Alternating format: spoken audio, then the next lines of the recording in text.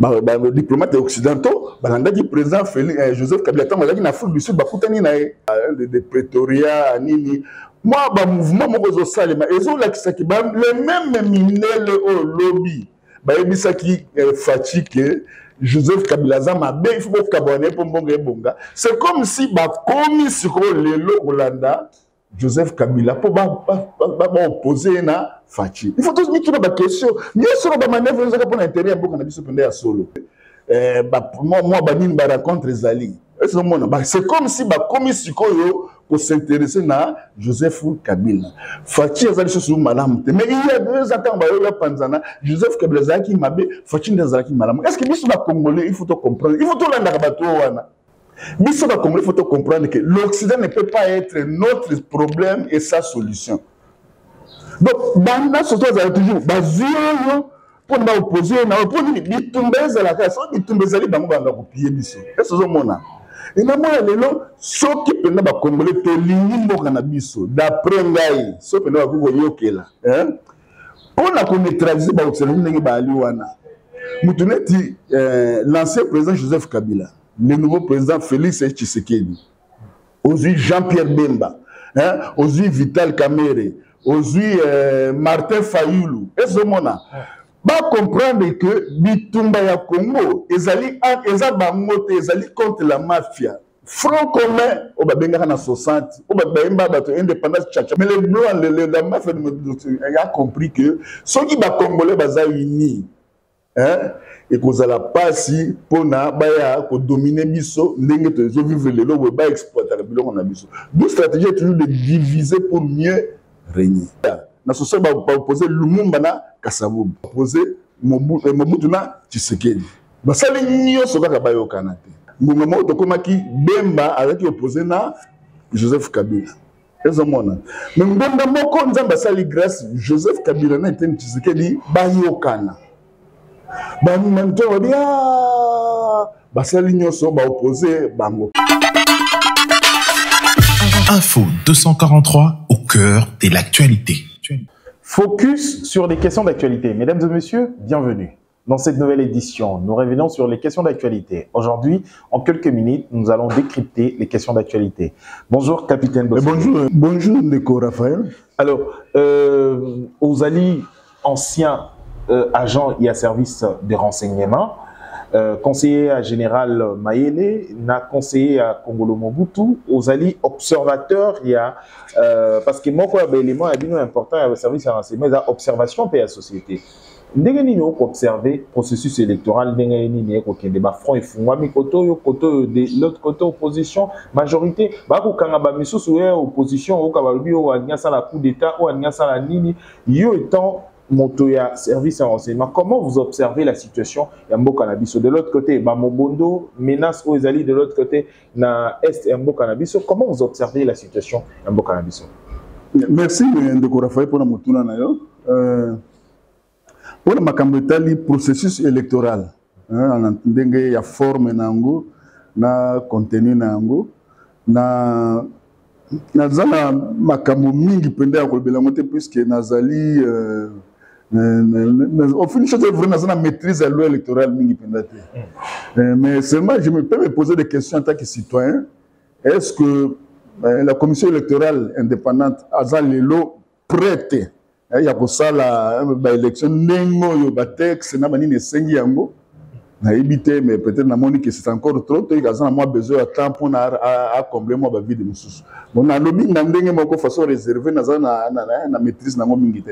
Mais par contre en tant qu'un ancien un citoyen et puis un ancien agent et service et puis na comme opérateur de paix un manager de paix défense et sécurité na kolobaka que ce que ça va tout na ba vie la fois passer na lobaki yango. La fois passée dans le baki, est-ce que nous allons siko priorité à mon cannabis? Il faut que vous allez organiser une élection dans des conditions. Nous avons déjà des acteurs politiques. Nous avons un consensus pour la élection. Mais à part ça, situation sécuritaire, surtout à l'Est, ça pose problème. Makambo ya armée na biso eza moi makambo mingi toza obligé to compter na bapaya, mais et puis na ba pays voisins ba mingi ba komaki de bazal déjà moi ko moi ko loba, mais moi bitumba biso toza prêt to kendo bundisa kuna, mais est-ce que c'est le moment qu'on peut se bango prétexte wana na éviter? Mais pour nous répondre vraiment na motuna na yo pour na makambo telle sécurité so ba tuningai en tant qu'observateur, na koloba que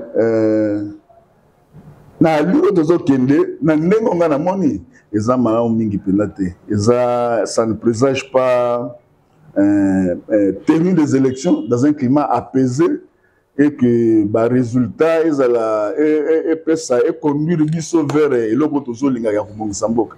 Alors la situation est vraiment tendue pour diverses raisons, peut-être de l'Obelango aussi. Alors, dès qui Gali à Pretoria, Batobako, ou un article, Mokoya Bayi, Bapandisango Binisi, est-ce que l'ancien président de la République, Yambo Kanabiso, comment est-ce que comment Azali Moto, il faut qu'on va associer na makambo matali Mboka Nabiso aujourd'hui, na makambo tali processus, oyo to aza élément moko ko menacé. Bon, en tant qu'individu, nous avons des convictions. J'ai des convictions néo-mobutistes dans le Bakango, et puis j'ai des convictions kimbangistes. Je crois que c'est la ligne mingi dans le Bakango. Personnellement, je parle toujours un peuple qui ignore son passé, s'expose au risque de tomber sur le même travers. Ce qu'on a dit, l'histoire de Mboka Nabiso, histoire nationale Nabiso, histoire de Mboka Nabiso, histoire de Congo Zaïre, on peut remarquer que Mindele, les Occidentaux. Bon, moi j'appelle ça la mafia des multinationales. Puisque moi, quand on dit Mindele, bon, même les États, c'est plus fort que les États. Mafia n'est pas une stratégie. Il y a que diviser les Congolais pour mieux régner. Ce qu'on a dit dans l'histoire, dans la devise, il y a Banoko, il y a Belgique, l'union fait la force. Et la Belgique, Bruxelles, c'est la capitale de l'Europe. C'est pas au hasard. Mais devise l'union fait la force. Mais les blancs, la mafia a compris que ceux qui sont congolais sont unis. Et qu'on a la passe pour dominer Bisso, vivre les lois, exploiter le bilan. Notre stratégie est toujours de diviser pour mieux régner. Et ce qu'on a dit l'histoire nationale, on a dit que ce qu'on a dit l'histoire nationale, on a récolté l'enseignement mini, on a aidé Bisso pour to bongisa makambo to tomena ba erreur sikote. Ce qu'on a dit Lumumba, contrairement à ce que les gens disent, Lumumba c'était l'homme des blancs. Alors, on avait opposé Lumumba à cette situation à Kasavubu. On a opposé Lumumba à Kasavubu. Bazalaki contre Lumumba, pour Lumumba en 56. Après, contre Lumumba pour Kasavubu. On a 60, tous les rébellions, tous les et au combat na ba 80 ans démocratisme opposé Mobutu na Tshisekedi. Basali nyonso kaka bayokana te. Ezomona. Toye ko poussana ngumamo to komaki Bemba avec opposé na Joseph Kabila. Ezomona. Mais ngomba moko nzamba basali grâce Joseph Kabila na Etienne Tshisekedi bayokana. Ba manto dia basali nyonso ba opposé bango. Pona koma sikona mutuna ya lelo ya question tiniga. Na Félix Tshisekedi. Ba opposé Kabila Félix ba panzi bango. Omoni. Et c'était pour notre intérêt national. Na ngana ndimi yango te. Na moi le article wana ngape na tangaki yango bazolo ba de Pretoria nini. Moi ba mouvement moko zo salema ezo lakisaki ba le même minele au lobby. Ba ebisaki fatigué Joseph Kabila Zamabe, il faut que Bonga. C'est comme si commis sur le Hollanda, Joseph Kabila, pour opposer na Fachi. Il faut tous mettre une question. Nous sommes en manœuvre pour l'intérêt de solo. Parce que nous avons l'accès de l'objet que Joseph Kabila, Fachi, qui a Zamabe, pour Bonga, il faut que ah, comme elle est malade, pour Bangola Hollanda, ce que Malandi, Dengue, Texana Zoroba. Les diplomates occidentaux, le président Joseph Kabila, en Afrique du Sud, Et mais ndenge ezolo baloma maka siko boye moi banini ba rencontre ezali. C'est comme si ba komi sikoyo pour s'intéresser na Joseph Kabila. Fachi ezali sous madame. Mais il y a 2 ans ba yo panzana Joseph Kabila zaki mabe Fachi ndazaki madame. Est-ce que biso ba congolais il faut to comprendre. Il faut to landa bato wana. Na moya lelo nde biso tozali pona na koma na suka na terina na nani na ngai. Biso ba congolais il faut to comprendre que l'Occident ne peut pas être notre problème et sa solution. Donc, dans la société, toujours, pour nous opposer, pour nous bitumber la casse, bitumber les banques à copier biso. Est-ce que vous avez et na moi lelo soki pena ba congolais to lingi mboka na biso d'après ngai so pena ba ko yokela pour na ko neutraliser ba otselu ndenge ba ali wana mutuneti l'ancien président Joseph Kabila, le nouveau président Félix Tshisekedi, aujourd'hui Jean-Pierre Bemba, aujourd'hui Vital Kamerhe, aujourd'hui Martin Fayulu, et ce moment-là, va comprendre que Bitumba ya Congo, ezali contre la mafia. Front commun, au Babenga na 60, au Babenga bato indépendance tchatcha. Pour dire bato basepela ki. Enfin, Congo ba comme la maillère à comprendre que l'ennemi c'est l'Occident. Nous devons nous mettre ensemble pour résister contre l'Occident, les Occidentaux.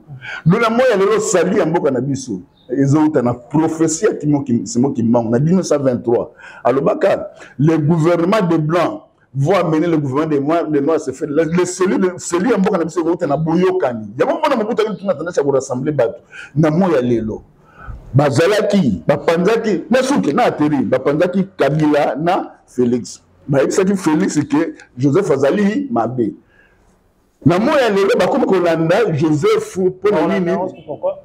Pour la mine, puisqu'il doit nous diviser, puisqu'on est si on est ensemble, on va constituer une force. Il est ancien président et si c'est pour lui. Oui, mais pour qu'il va fragiliser Fachi, il faut pas ça la nini. Il faut pas Luka, va se servir na si ko pour la nini, va fragiliser. Pour la nini, ba intérêt na bango zo concorder sous te na peut-être la ligne de conduite ya Fachi. Est-ce que mona? Oh wana ezandenga na zoloba. D'où est-ce que biso ba comme il faut toujours jeune na bango wana. Oh pour na couper un coup na moya lelo. Joseph Kabila, Félix Tshisekedi, Martin Fayulu, Jean-Pierre Bemba, Vital Kamerhe, et qui encore, Yokani, Babité, tout ça, tout ça, 60.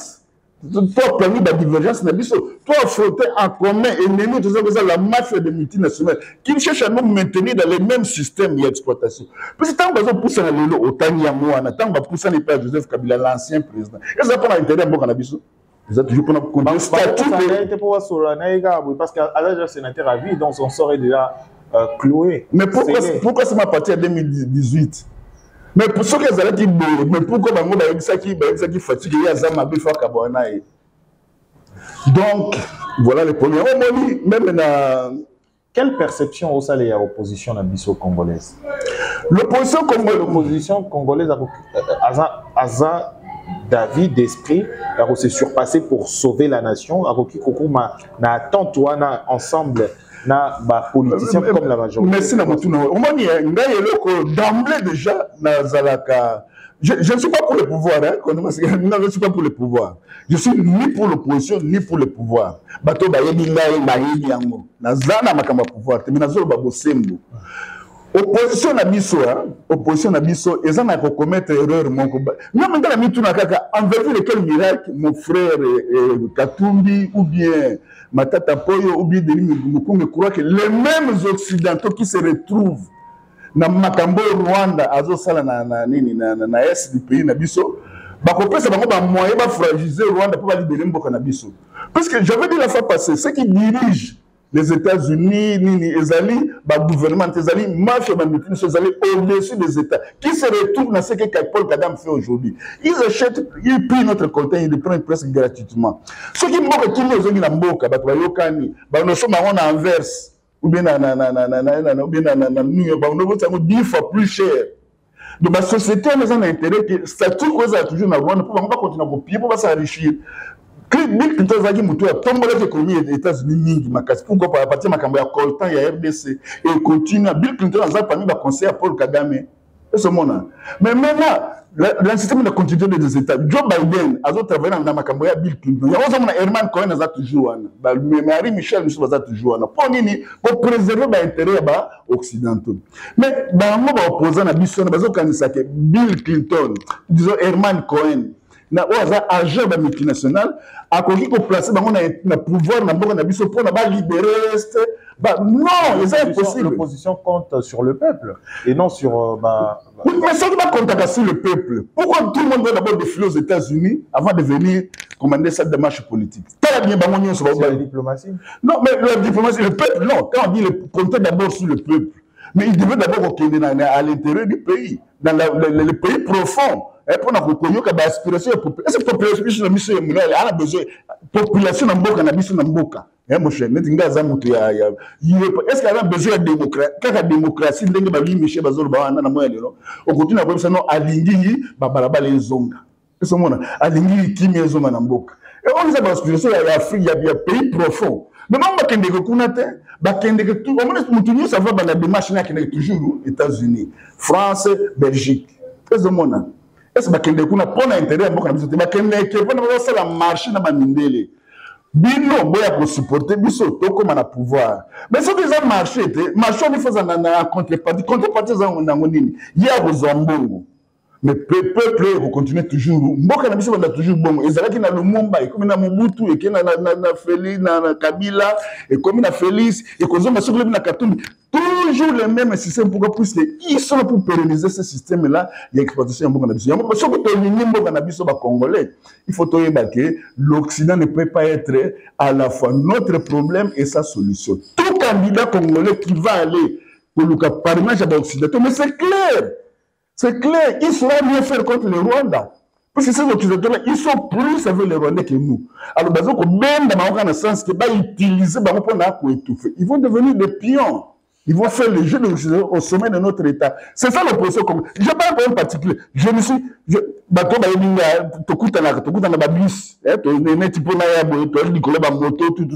Donc je ne suis pas pour le pouvoir. Je n'ai jamais reçu un seul dollar.